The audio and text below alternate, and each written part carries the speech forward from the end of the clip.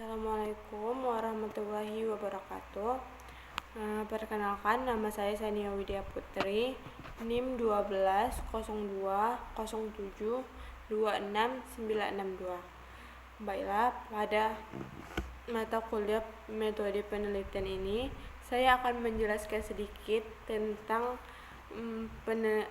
pengertian penelitian hukum normatif, guna untuk melengkapi tugas yang diberikan oleh Pak Jufri.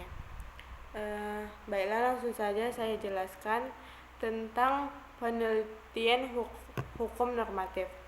Menurut Joni Ibrahim, penelitian hukum normatif adalah suatu prosedur penelitian ilmiah untuk menumpahkan kebenaran berdasarkan logika keilmuan dari sisi normatifnya. Sisi normatif di sini tidak sebatas pada peraturan perundang-undangan saja. Hal tersebut, sebagaimana dikatakan oleh Peter Mahmud, penelitian hukum adalah penelitian normatif, namun bukan hanya meneliti hukum positifis. Selanjutnya, penelitian hukum normatif mengacu konsep hukum sebagai kaidah dengan metodenya yang doktrinal nomologi yang bertitik tolak pada kaidah ajaran yang mengkaidai perilaku. Tipe kajian filsafat hukum, tipe kajian hukum murni, dan tipe kajian Amerika Sociological Jurisprudency masuk dalam bagian penelitian ini. Penelitian hukum normatif juga mengacu pada norma hukum meta-yuridis dan norma hukum positif.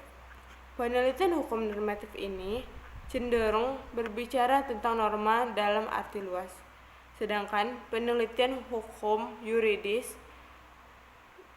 norma hukum yuridis itu berbicara norma dalam artian sempit, yakni norma dalam peraturan perundang-undangan. Dalam arti lain, penelitian hukum normatif atau penelitian perpustakaan ini merupakan penelitian yang mengkaji studi dokumen, yakni menggunakan berbagai data sekunder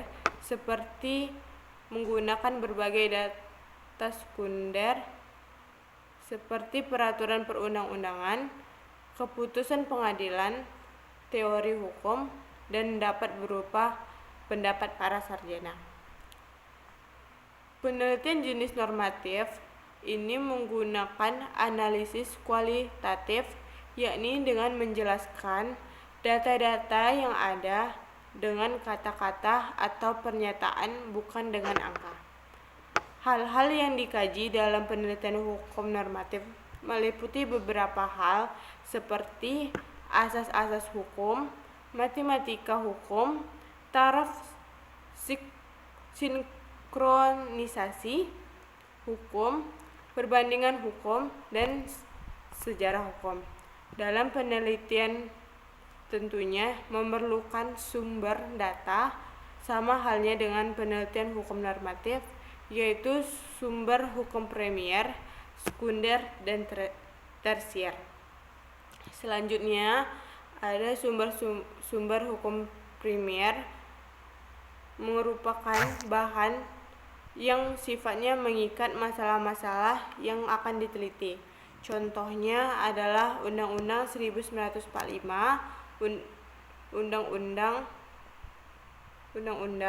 Peraturan Pemerintah, Pancasila, jurisprudensi, dan lainnya. Sedangkan sumber hukum sekunder merupakan bahan-bahan data yang memberikan penjelasan tentang bahan hukum data sekunder. Premier, contohnya adalah RUU, hasil penelitian, karya ilmiah dari para sarjana, dan lain sebagainya. Sedangkan sumber hukum tersier merupakan bahan data yang memberikan informasi tentang hukum primer dan sekunder. Contohnya adalah Kamus Bahasa Hukum, ensiklopedi, majalah, media massa, dan internet. Baiklah, hanya itu yang dapat saya jelaskan tentang metode penelitian hukum normatif ini. Apabila ada kesalahan mohon dimaafkan. Wabillahi taufiq wal hidayah. Wassalamualaikum warahmatullahi wabarakatuh.